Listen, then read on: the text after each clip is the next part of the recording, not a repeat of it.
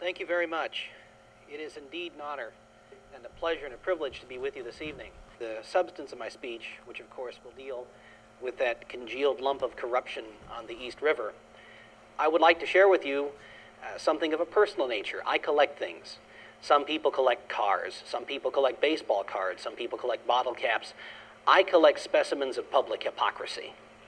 And last night there was a remarkable specimen of public hypocrisy in the form of a CNN program entitled Patriots and Prophets. I don't know how many of you saw this production. Patriots and Prophets was part of a regular series called CNN Presents, which is a weekly spectacle in which CNN very thoughtfully tells us what we should think about certain public issues. And last night we were told to think that anybody who considers himself a patriot is at best a latent mass murderer. Now, by way of illustrating this point, CNN made reference to a despicable little screed called the Turner Diaries. It was composed by a despicable little individual by the name of William Pierce.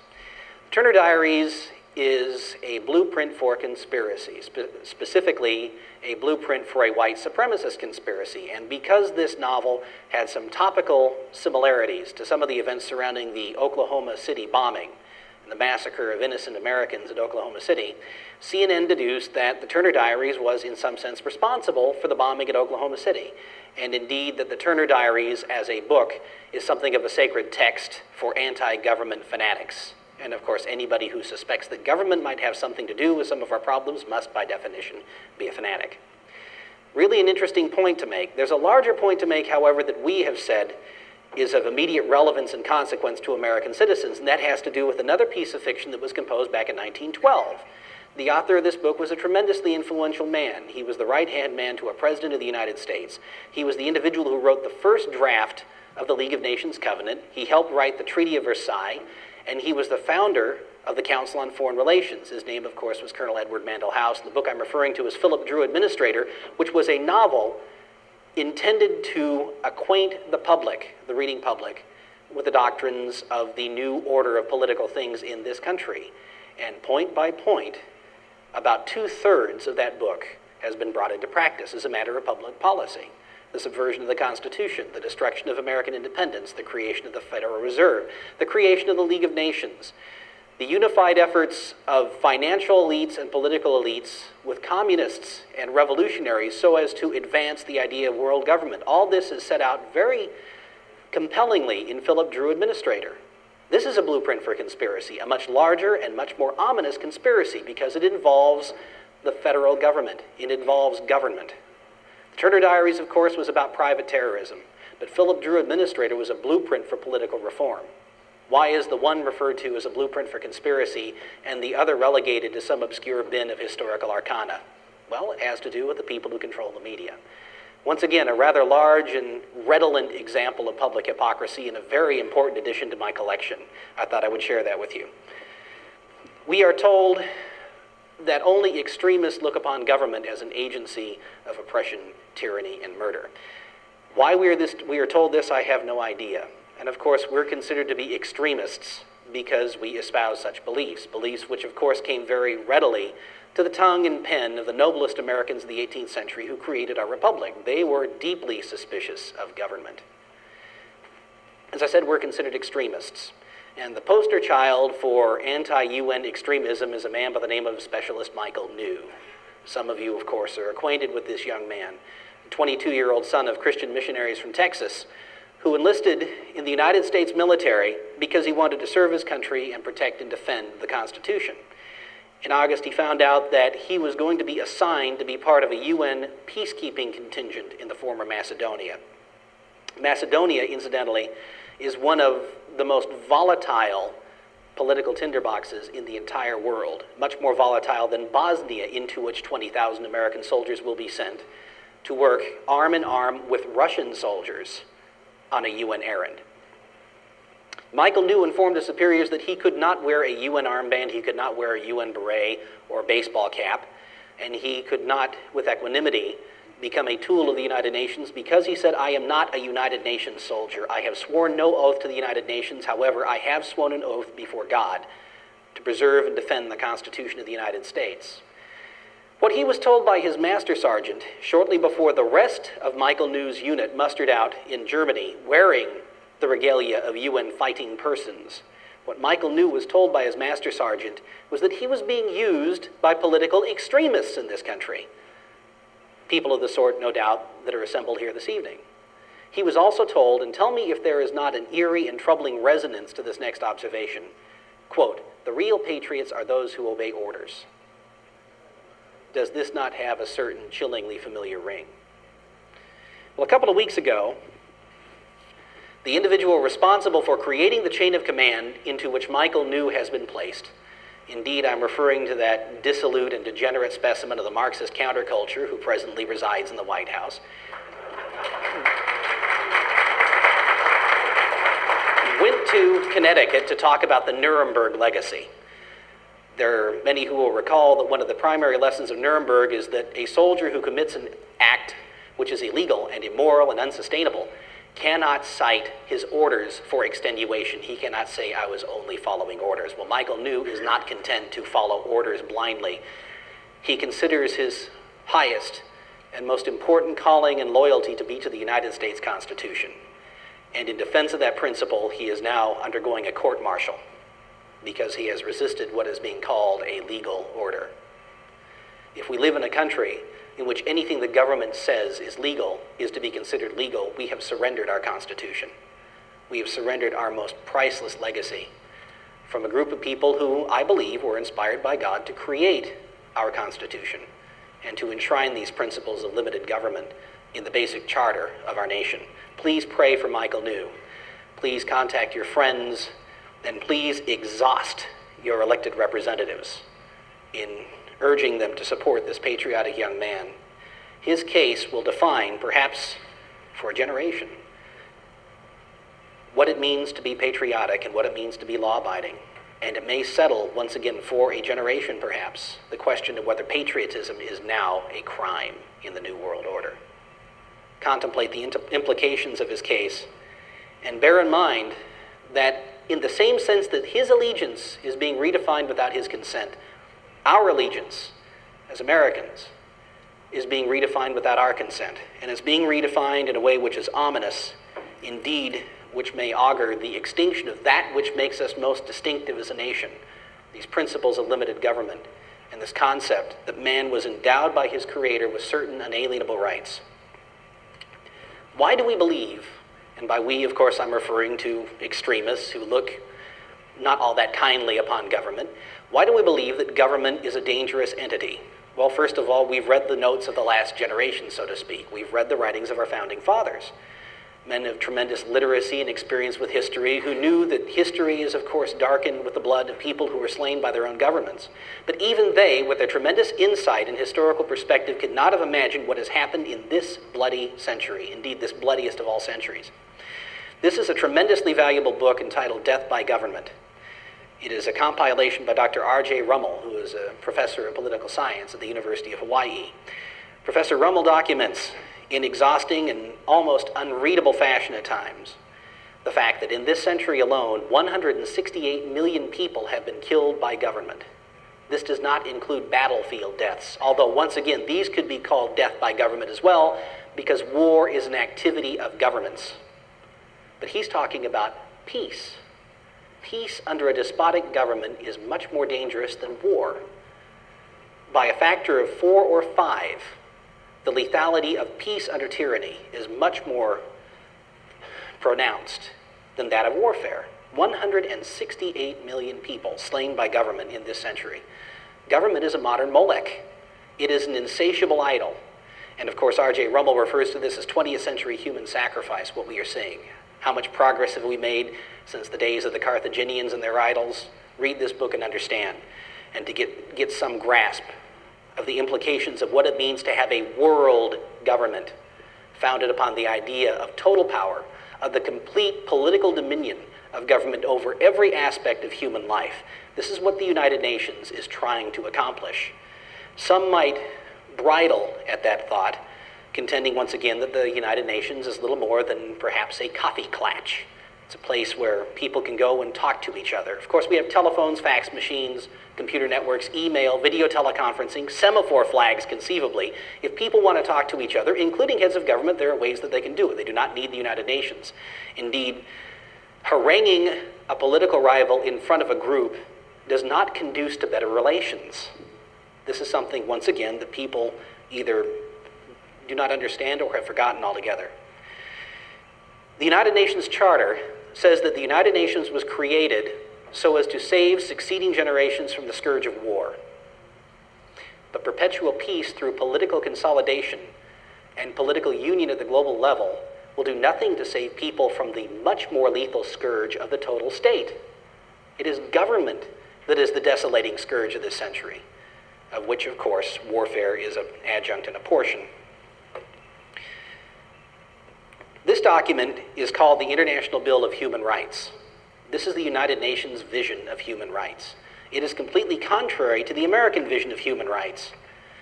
In the American tradition, government's powers are specifically enumerated and they are revocable, which is that when governments use their power in ways that are prejudicial to the liberties that governments were designed to secure, then those powers can be taken away from government. This is, after all, how we created our nation.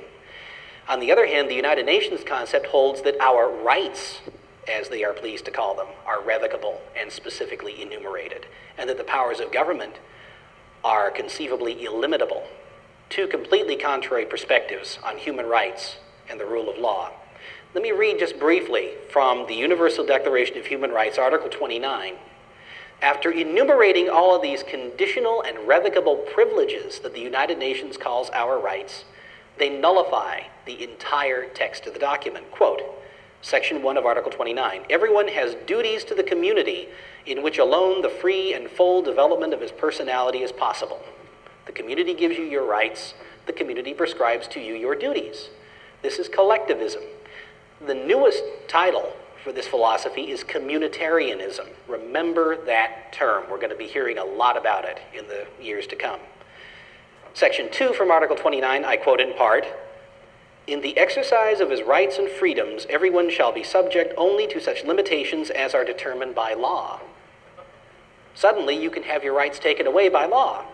This, of course, assumes that your rights are given to you by government. Do you remember what Job said? The Lord granteth, the Lord taketh away, blessed be the name of the Lord. Well, from the UN's perspective, it is the state granteth, the state taketh away, blessed be the name of the state. Section 3 of Article 29. These rights and freedoms may in no case be exercised contrary to the purposes and principles of the United Nations. Suddenly, you can only use your so-called rights for purposes that the United Nations would define.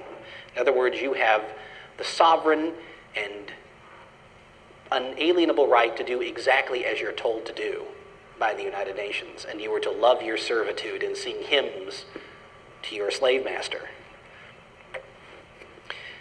Communitarianism is a term, as I mentioned, that we're going to be hearing a lot about in the next several years.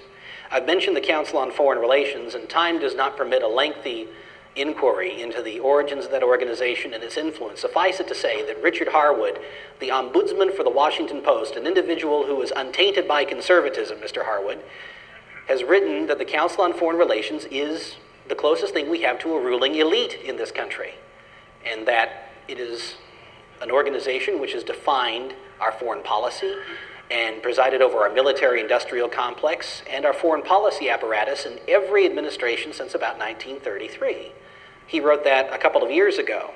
We have been saying that in the Birch Society, of course, for about 37 years. So he's catching on, albeit slowly and grudgingly.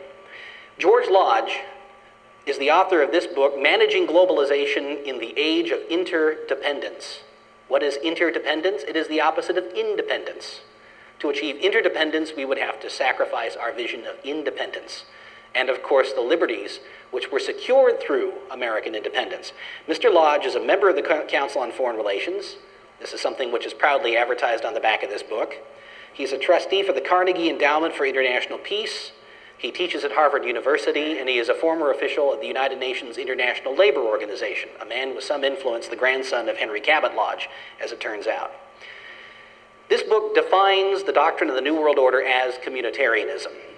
What is communitarianism? He doesn't strictly say. He says that it is the opposite of individualism, which is America's conventional doctrine, i.e., that our rights are given to us by nature and nature's God, and that government exists to secure those rights.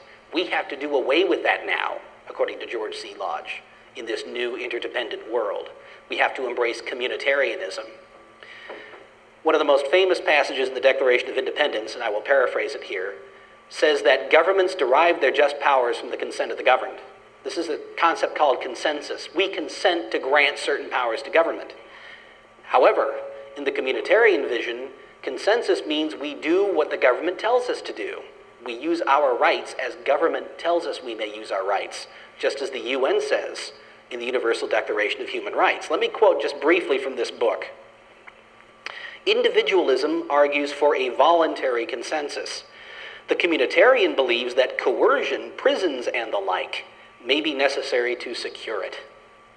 So you will agree whether you want to agree or not.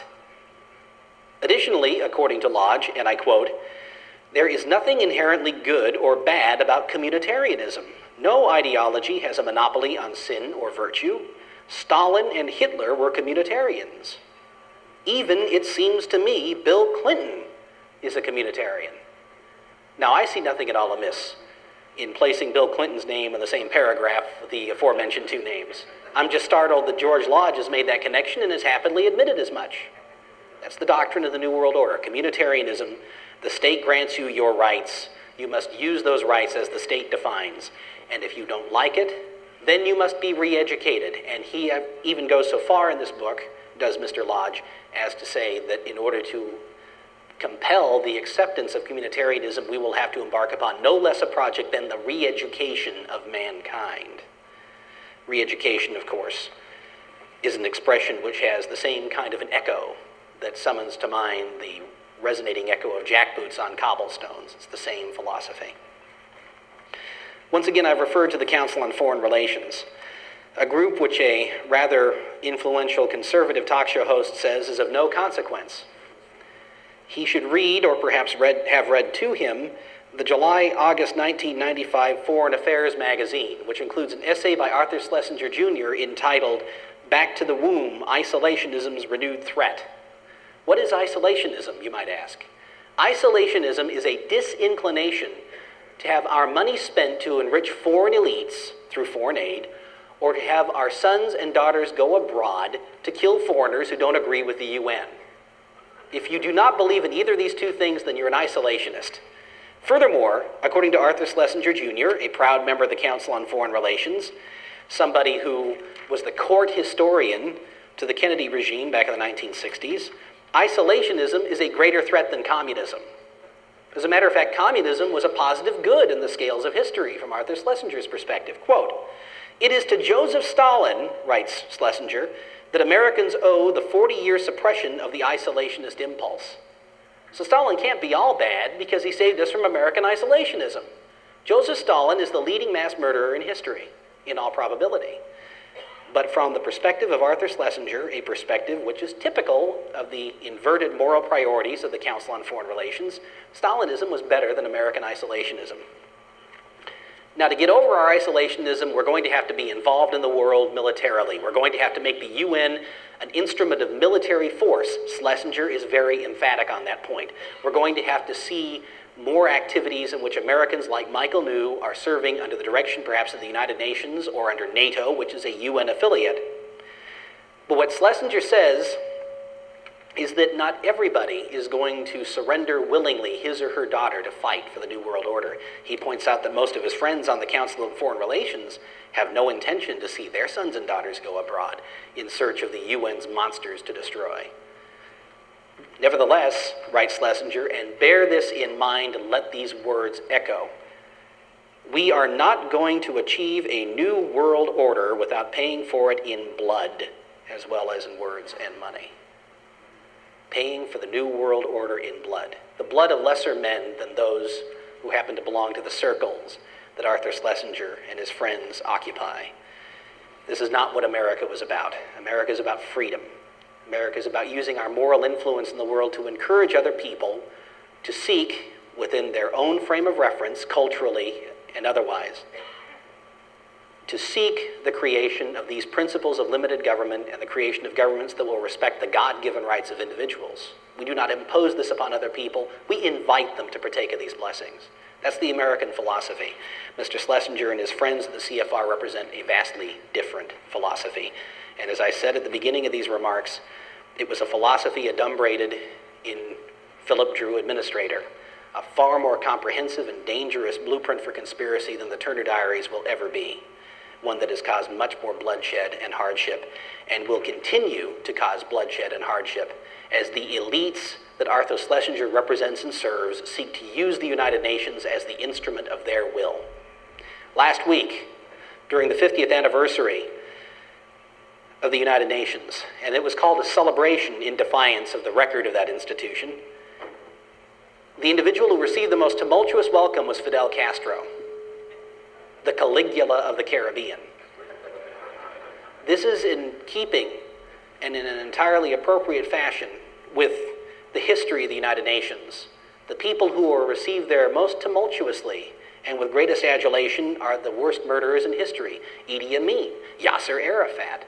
As I will relate in just a second or two, the people responsible for the bloodbath in Cambodia. They've all been received very warmly by the barbarians who compose the United Nations Security Council and General Assembly.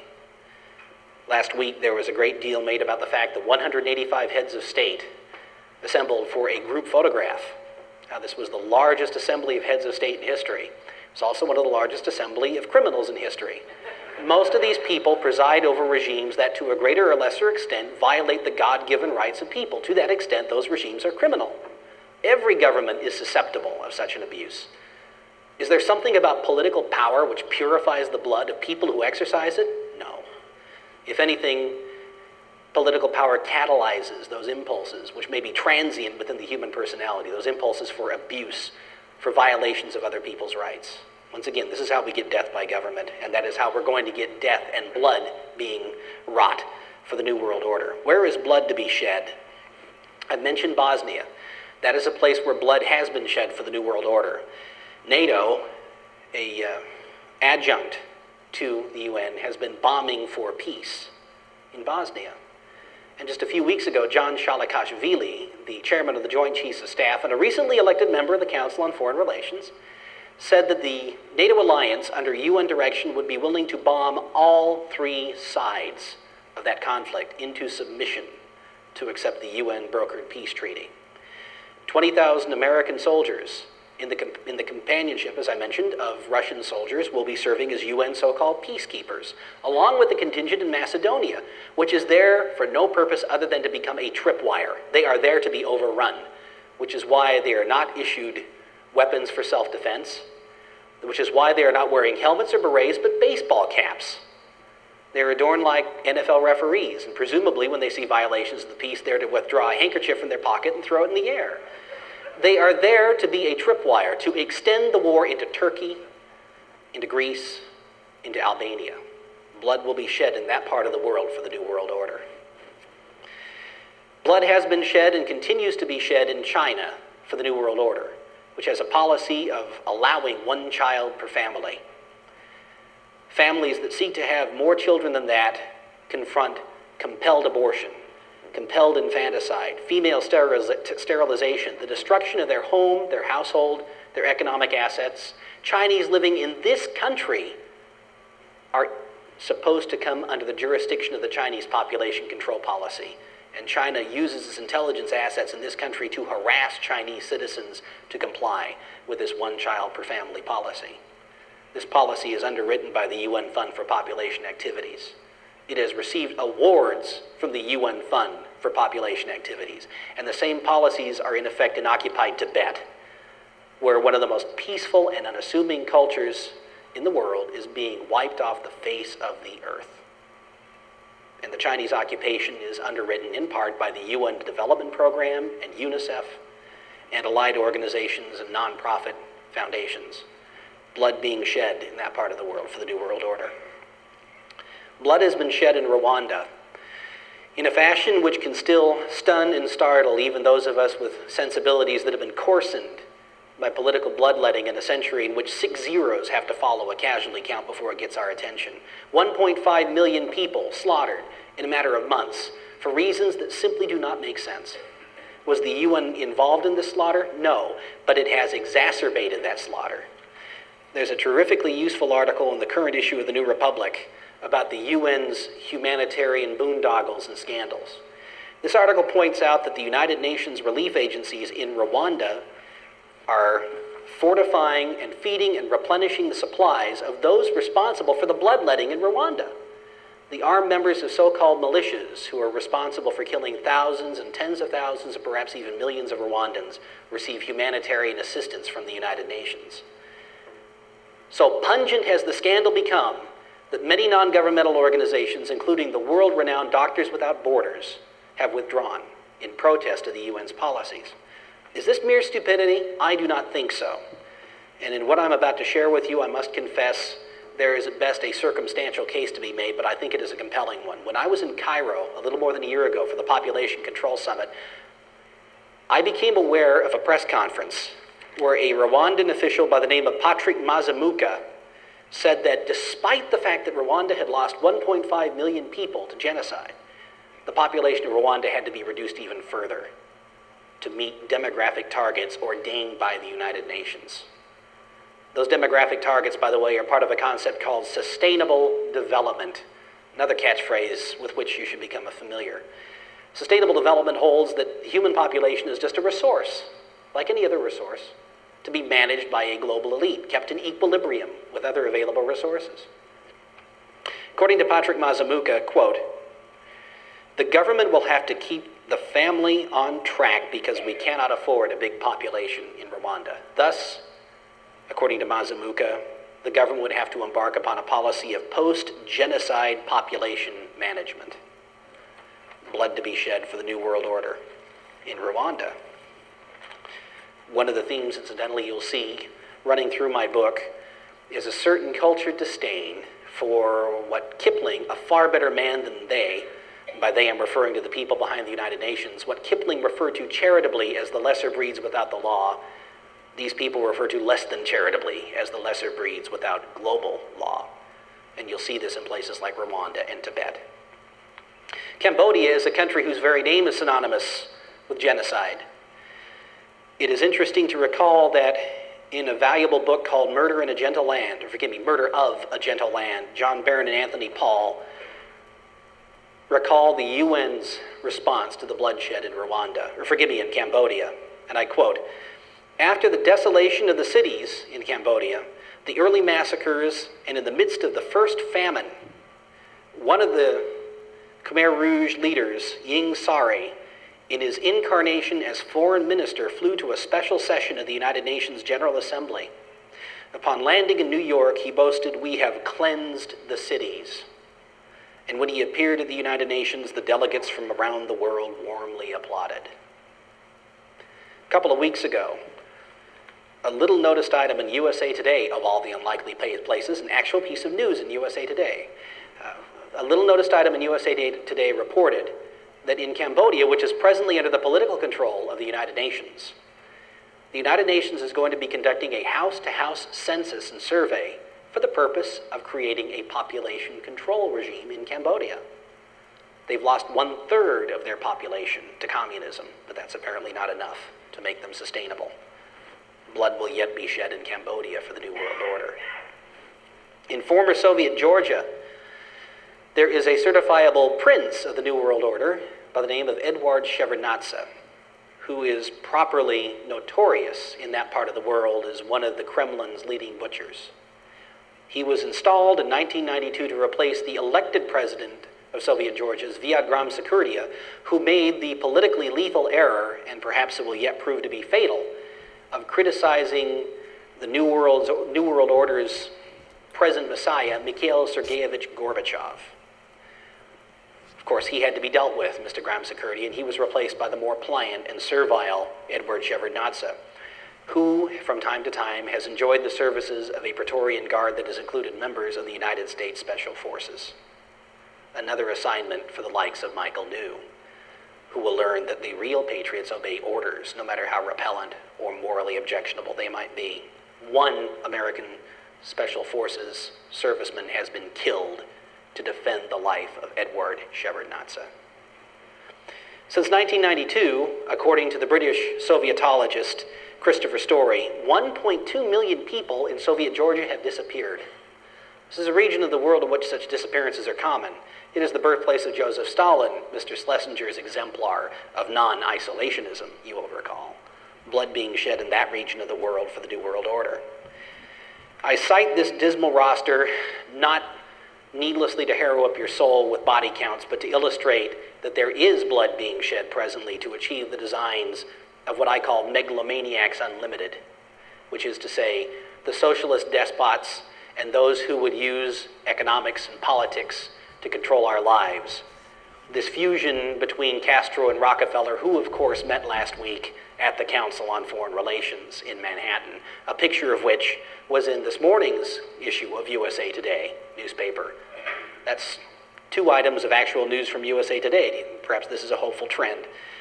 I cited these to illustrate that these things are already going on. There is already a capacity we are seeing for bloodshed and to countenance bloodshed, which is associated with the UN and its most influential followers. And of course, in the Persian Gulf War, we saw how many tens of thousands of people killed in order to empower the United Nations. In Somalia, we saw how many people killed to empower the United Nations.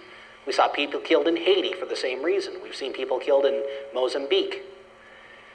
We've seen people killed elsewhere in the name of peace. And of course, in the former Yugoslavia, we're bombing for peace. And eventually, if the bombing continues with appropriate vigor, there will be peace after a fashion. Let us now talk about things that indeed can happen.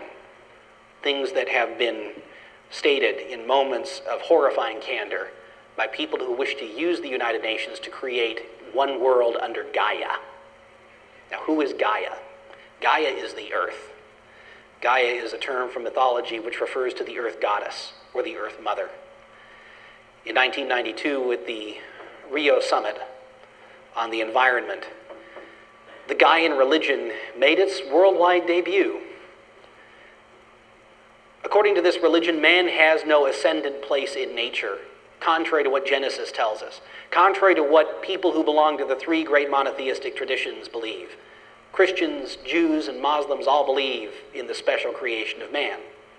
Of course, we Christians disagree with Jews and Muslims about many more important questions, but we do agree that man was created by God in God's image, and that we were given dominion and stewardship over nature. We're accountable to God for that stewardship. The Gaian religion holds that we're all part of one undifferentiated democratic biosphere. Man has no ascended place in nature. Man has no exalted station above the other creations.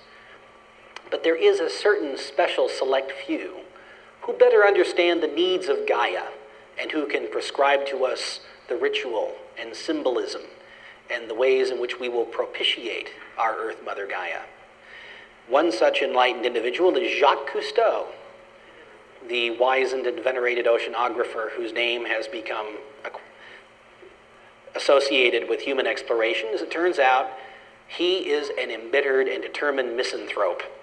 He hates humanity, in the particular, and perhaps even in the abstract. Contemplate what he said in an interview he granted in 1991 to the UNESCO Courier, the French language edition of the UNESCO Courier. UNESCO is the United Nations educational, social, and cultural organization. This is what Jacques Cousteau, who was received very warmly at the 1992 Earth Summit, said in 1991 about sustainable population, quote, "In order to stabilize the human population, we must reduce the human population, in order to stabilize the human population, we must eliminate 350,000 people per day." Merely to stabilize the human population, 350,000 people per day would have to be eliminated. I made reference to Gaia. One of Gaia's acolytes is a man by the name of Norman Myers, who was an advisor to the World Bank and the United Nations. He contributed to a book called The Gaia Atlas of Future Worlds. None of these future worlds would have a place for conventional biblical religion. This is what Norman Myers has to say, quote, "The 30 million species on Earth with all their diverse communities make up a system where each can make its voice heard. but only to the extent that one does not shout down the others.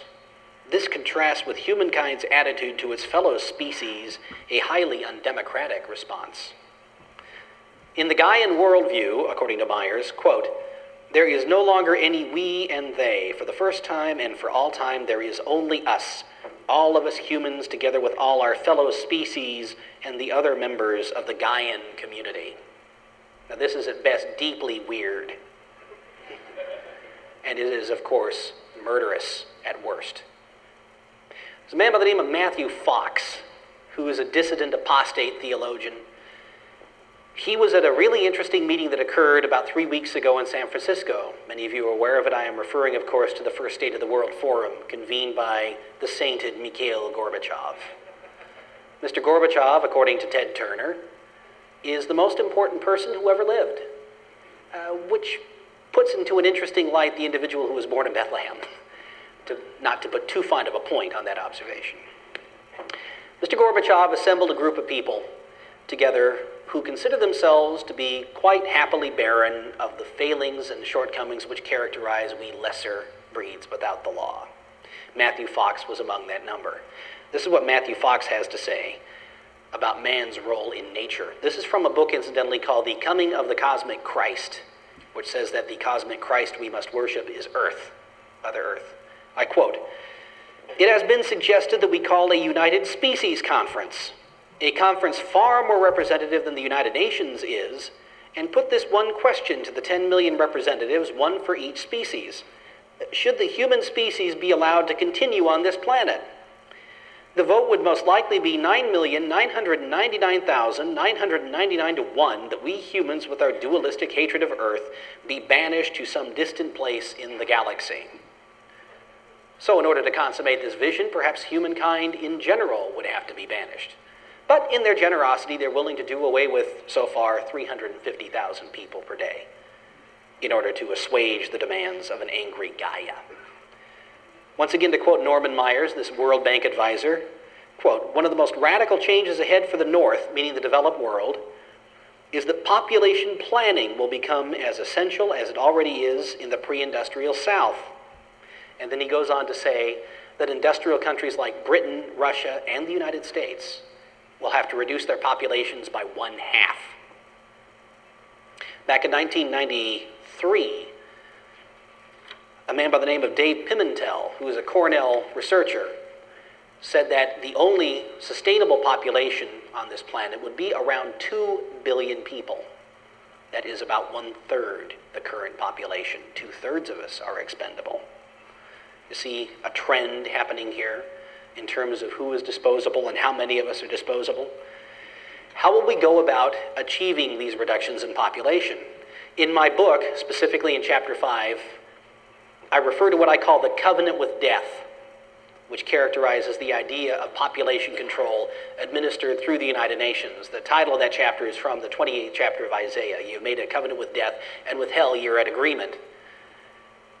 I consider this to be literally a covenant with death. That covenant is sketched out in several memoranda that I quote from some of the most influential groups in society, some of the Rockefeller-founded groups like the Population Council, like Planned Parenthood International, some of the advocates like Paul Ehrlich and Garrett Hardin, who have used multilateral agencies and the United Nations to advance their designs in the developing world.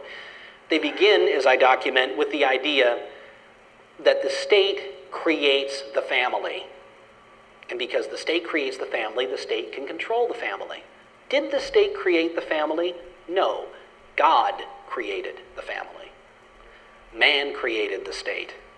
I contend, and I submit this for your approval or rejection, that that which God creates is superior to that which man creates. That which man creates must serve that which God creates, or it has no rationale for existence. That is my opinion. Exactly the opposite philosophy is found in a rather shocking book which was published 24 years ago called The Case for Compulsory Birth Control by Edgar R. Chasteen. This book includes endorsements and contributions from what I call the usual suspects, the people from Planned Parenthood, the Ford Foundations, of course the Rockefeller-funded constellation of anti-population groups such as the Population Council. This is the distilled wisdom, such as it is, that Edgar Chastain presents in this book, and I quote, "Parenthood is a privilege extended by society rather than a right inherent in the individual. Accordingly, society has both the right and the duty to limit population when either its physical existence or its quality of life is threatened. There are no rights if there is no society. There is no society if there is no government. It is possible to have government without rights, but it is impossible to have rights without government." So again, your rights come from government. Is it possible to hear that passage or to read that passage without hearing the swish of the guillotine blade, or hearing a shell being ratcheted into a chamber in Lubyanka prison cell, or perhaps even sniffing a whiff of Zyklon B? This is the philosophy which has resulted in death by government. It is the philosophy which animates everything the United Nations does with respect to population control. There is a really interesting memorandum, I quote, from the October 1970 issue of Family Planning Perspectives. Once again, this is in Chapter 5 in my book. It was compiled by Vice President Frederick Jaffe of the International Planned Parenthood Federation. He talked about various means that the state could use, not only on a national, but eventually, of course, on a global level, to bring about reductions in human population. First, you would begin with such things as compulsory education of children, which, of course, we have in this country, in most jurisdictions, and which is, of course, a plank of the Communist Manifesto. Then you would proceed to the encouragement of increased homosexuality, which is, of course, something that we need not belabor in the advent of the Lavender Revolution. The restructuring of the family by altering the image of the ideal family. The United Nations says that the family is a social construct. This is something which came out very clearly in the Beijing Conference on Women, just concluded a little while ago. And of course, if all else fails, you would place fertility control agents in the water supply, or impose compulsory abortion of out-of-wedlock pregnancies, or compulsory sterilization of all who have 2 children, except for a few who would be allowed 3. And then you would confine childbearing to only a limited number of adults by issuing stock certificate type permits, to have children. 25 years ago, they were talking about parental licensing. We will return to that subject anon. Once again, I've made mention of this synod of the elite that Mikhail Gorbachev presided over a couple of weeks ago.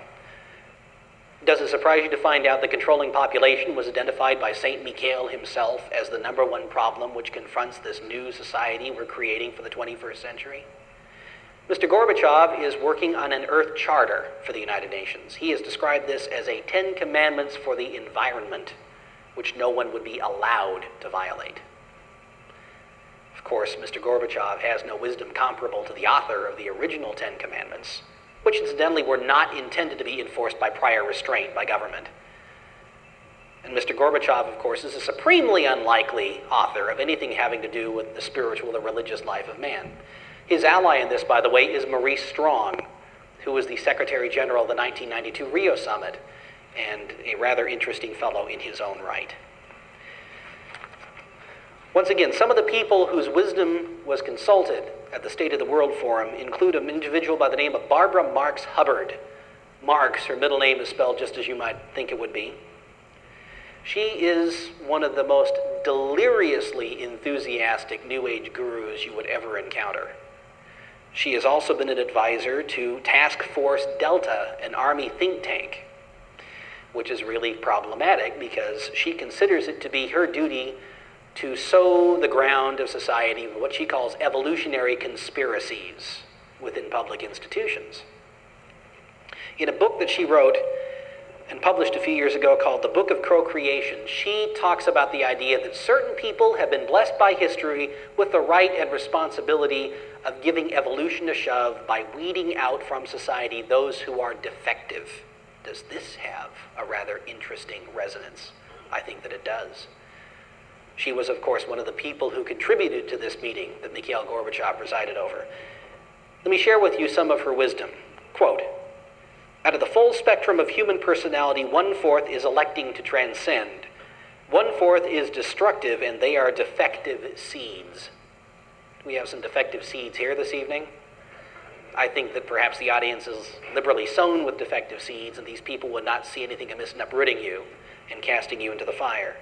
In the past, continues Hubbard, They, the defective seeds, were permitted to die a natural death. Now, as we approach the quantum shift from the creature human to the co-creative human, the human who is an inheritor of godlike powers, the destructive one-fourth must be eliminated from the social body. Fortunately, Barbara Marx Hubbard confides to those who are the one-fourth who have elected to transcend, you are not responsible for this act. We are. We are in charge of God's selection process for planet Earth. He selects, we destroy. We are the riders of the pale horse, death. Another individual who was present at Mikhail Gorbachev's festival was an individual by the name of Sam Keen, who was another New Age adept. He more or less closed the bidding regarding the price in other people's lives and blood they would be willing to pay on the altar of Gaia. He said that we have to reduce population by 90%. 90%. 9 out of every 10 of us is a defective seed. Does that mean that they will go out and immediately kill 90%? No. They're saying that up to and including 90% of the human population is a surplus resource that they can do with as they please. And once again, is it not interesting that those who are most agitated about surplus population never consider themselves to be part of the surplus? How felicitous for them. Now, there is a religious vision which undergirds and animates all of this. I made reference to the guy in philosophy. On my book cover, there is a depiction of the UN's meditation room. There is an altar in that meditation room, hence the title, Freedom on the Altar. That meditation room was created with the cooperation of and has been maintained by an organization called the Lucis Trust. A couple of generations back, the Lucis Trust was the Lucifer Publishing Company.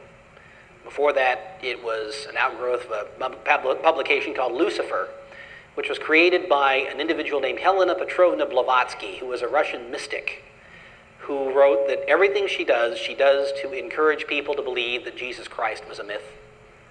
Everything she does to subvert biblical religion worldwide. She presented herself as somebody who resonated like a tuning fork to instructions she received from the unseen world, from a cadre of enlightened masters, or ascended masters, or an unseen brotherhood. She sometimes referred to them as the Great White Lodge. There's a recently published book, incidentally, from the State University of New York Press called The Masters Revealed, which points out that among Blavatsky's masters could be identified some terrestrial figures who were part of a group called the Carbonari, which was an Italian offshoot of an earlier group called the Bavarian Illuminati. And some of that history is talked about in chapter 1 of my book. But in any case, Blavatsky said that she was engaged in a constant colloquy, with these people from the unseen world, these ascended masters. Who are these ascended masters? In a fit of candor, she said they were Satan and his hosts. You can't beat that for frankness. That is the pedigree of the UN's meditation room. There is a meditation group at the United Nations. It's presided over by a Hindu mystic by the name of Sri Chinmoy. This is what Sri Chinmoy has to say about the United Nations. Bear in mind, once again, this is the leader of the meditation group saying this, and this is not somebody who is a critic of the UN. Quote, "No human force will ever be able to destroy the United Nations, for the United Nations is not a mere building or a mere idea. It is not a man-made creation. The United Nations is the vision light of the Absolute Supreme, which is slowly, steadily, and unerringly illuminating the ignorance, the night of our human life. The divine success and supreme progress of the United Nations is bound to become a reality. At his choice hour, the Absolute Supreme will ring his own victory bell here on earth through the loving and serving heart of the United Nations." Who is this Absolute Supreme? It's not Diana Ross. Bearing in mind the pedigree of this meditation room, I suggest that there is an individual who is the Absolute Supreme, and I suggest that he is the person whom Blavatsky serves so faithfully. Once again, that is my conclusion. Please feel free to make whatever conclusion you wish. I refer to a crusade against God and the family. Talked a little bit about population control. We've spoken a little bit about the religious underpinnings of this crusade. Very briefly, let us talk about the crusade against the family. God created the family. He made parents his instruments in bringing about the mortal happiness of mankind. This, of course, was a paraphrase of a passage in John Locke's Second Treatise on Government, which was very influential to our founding fathers. That was the American concept. Parents were accountable to God for his children. Children belong to God. He has delegated responsibility to parents, and he has made governments a supplement to the primacy of the family in a free society. That's the American concept. As you have heard tonight, the UN concept is encapsulated in the UNICEF motto, every child is our child. The UN Convention on the Rights of the Child is an elaboration upon that concept. It holds that government is the primary custodian of children, and the parents derive limited responsibilities over children from the government. Bearing this in mind, let us think a little bit about the uses that the UN Convention would serve if it were ratified and implemented in this country. Some of you are acquainted with Dr. Mary Jo Bain, who is an Assistant Secretary of Administration for Children and Families at the Department of Health and Human Services. This is what she has to say with respect to children and families. Quote, "We really don't know how to raise children. If we want to talk about equality of opportunity for children, then the fact that children are raised in families means there's no equality. In order to raise children with equality, we must take them away from families and communally raise them." Every totalitarian government has proceeded on that assumption since those words, or words very much like those words, were written in Plato's Republic. Plato saying that every child should be taken from his parents and raised communally. No child would know his parents, no parent would know his children. This is the blueprint that was followed by the French Revolution. It was followed by the Bolsheviks. It was followed in Hitler's Germany to a shocking extent, and of course in Maoist China. That is the concept which is found in the UN Convention on the Rights of the Child. How would that be implemented in this country?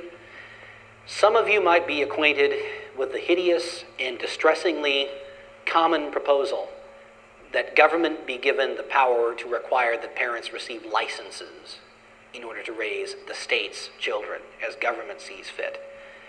The leading proponent of this is Dr. Jack C. Westman, who is a professor at the University of Wisconsin at Madison. Until recently, his boss was Donna Shalala, who is presently the Secretary of Health and Human Services, and another member of this insignificant group called the Council on Foreign Relations. Jack Westman, in his book, Licensing Parents, Can We Prevent Child Abuse and Neglect, says that because the UN Convention on the Rights of the Child defines the state as the primary custodian of government, the state has the power to require parents to obtain licenses to raise the state's children, and that we should assume that all parents are incompetent until they pass the state's tests of competence. The foreword to his book was written by Judge Charles Gill, a Superior Court judge in Connecticut. Judge Charles Gill has had what he considers to be the privilege of addressing the UN on Earth Day back in 1991. Charles Gill, when I interviewed him about this subject, expressed almost comically candid support for the idea that the state is almost infallible as far as raising children is concerned. In his foreword to Jack Westman's book, he said, "I used to say in jest at speeches that I would give that states should require parents to receive licenses before raising children, and that I would back off from the proposal, emit a nervous laugh, and say, I'm just kidding, this is a totalitarian idea. But," he writes, "I am convinced that the time has now come for licensing parents." So when I interviewed Judge Gill, I said, let me propose to you a syllogism. A, you say that licensing parents is a totalitarian idea. B, you say the time has come for licensing parents. Are you not therefore saying, C, the time has come for totalitarianism? And after a rather embarrassed pause, the learned judge said, that question's a tangent. It's not important, because the crisis of incompetent parenting in this society makes such considerations secondary at best.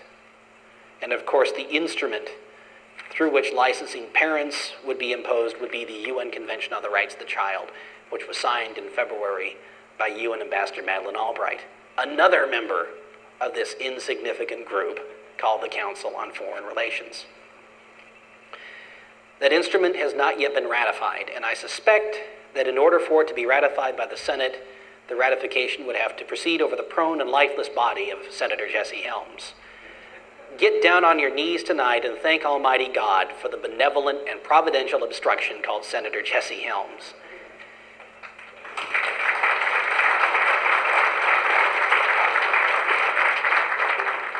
Now, I've shared with you some pretty dismal tidings, and I would consider myself to be criminally remiss if I do not end on some encouraging notes. First of all, there is the story of Michael New. Despite the best efforts of the custodians of the opinion cartel, Americans have found out about Michael New. It's rather interesting to me that in a fashion akin to the proverbial atheist who can't stop talking about God, the media, which has done its level best to deny that Michael New exists, can't stop taking pot shots at him and at his supporters. The Boston Globe, for instance, didn't mention Michael New, to the best of my knowledge, until last week. They published an editorial denouncing him. Really an interesting type of thing that you would expect to see from the Ministry of Truth.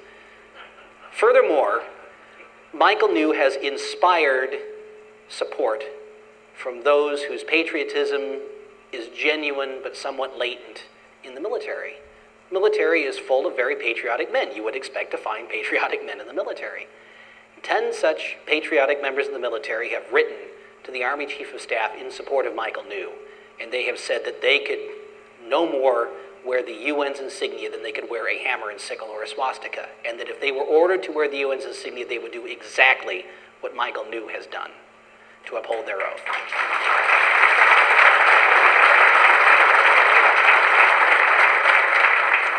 Like Michael New, they would not resist the order to deploy. Michael New has never resisted the order to deploy to Macedonia. He has resisted the order to deploy wearing a uniform that represents an adulteration of his unalloyed devotion and support and loyalty to the Constitution of the United States. That's one bit of good news. Second big bit of good news was that last week, across the length and breadth of this country, there were protests against the United Nations. Indeed, many counties in this country, rejecting the traditional call to designate October 24th UN Day, designated it Michael New Day. This is also encouraging.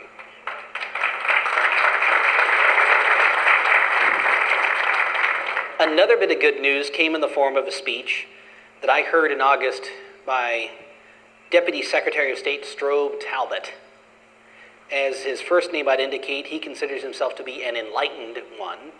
He also considers himself to be something of a world citizen, and he has written that ere long there will be one political authority on this earth and we will all be world citizens. However, he was a little concerned when I heard him last August at the National Assembly of the United States and the United Nations, which was sponsored by the United Nations Association of the USA. A thin film of flop sweat cascading down his gleaming forehead, Strobe Talbot said, "The public is on to us. What will we do?" He said that, quote, "The only bigger and juicier target in America today than big government is world government." Funny thing. The rubes out in middle America don't want world government. Whatever will we do? Furthermore, quote, "The bipartisan consensus in support of the UN has frayed badly," lamented Talbot. "If we further reduce our payments to the UN, others will surely follow. And if Congress pulls the plug on basic UN activities, such as peacekeeping, then the UN might very quickly join the League of Nations on the ash heap of history." Tremendous encouragement.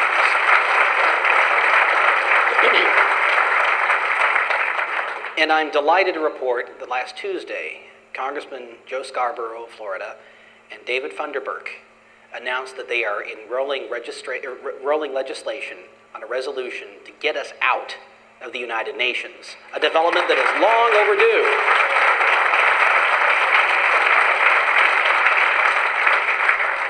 These hopeful developments, I contend, and I humbly submit for your approval or rejection, reflect the influence of the John Birch Society, which for over 35 years has presented in a fashion commensurate with our abilities the truth as we have been able to learn it, particularly with respect to the principles of the Constitution, the principles of Americanism. The John Birch Society is a larger and more vigorous force today than any time before its history, And today, the elite against which we have arrayed ourselves is in a more vulnerable position than ever before. This is a uniquely auspicious occasion and conjunction of event and public outrage, particularly in the person of Michael New. This is a tremendous opportunity. We are stronger than we have ever been. Our opponents, while still stronger, more vulnerable than they have ever been. This is a perfect time to join the John Birch Society and get in for the victory, which is something that is arguably within our reach. This is something I could not have said a year ago, but events have moved so far and so fast in the right direction that I contend that those who want to be part of a tremendous victory for American independence should join the John Birch Society and lend themselves to our efforts and join their strength with ours. Some of the critics of the United Nations know full well who their most effective enemy is. The United Nations Association of the USA earlier this year put out a fundraising letter in which they quoted one of the JBS's most notorious slogans, "Get us out of the UN and get the UN out of the US." And of course, the United Nations Association said these extremists are gaining an influence, and they lamented the possibility that we very well might accomplish this. They know who the real enemy is. Wouldn't you love to be part of the enemy that drives them to distraction? Some of the UN's most influential supporters and apologists will concede, and they consider this to be a grand and magnanimous concession, that the UN's not a perfect institution. They will say that it is indeed riddled with scandal. They will admit that it is inefficient, that it contains a bloated bureaucracy, that it makes curious and indeed scandalous use of its resources, and that it has been involved in some of the most hideous affairs of recent memory. Some of them will say, in effect, that reform of the UN is a Herculean task, perhaps akin to Hercules trying to clean out the Aegean stables, and indeed the UN is indeed suffused with the same substance that Hercules had to throw out of the Aegean stables in one of his labors. But they miss the point. These people say that the UN is badly in need of reform. No, the UN is desperately in need of abolition, and we will settle for nothing less. Thank you very much.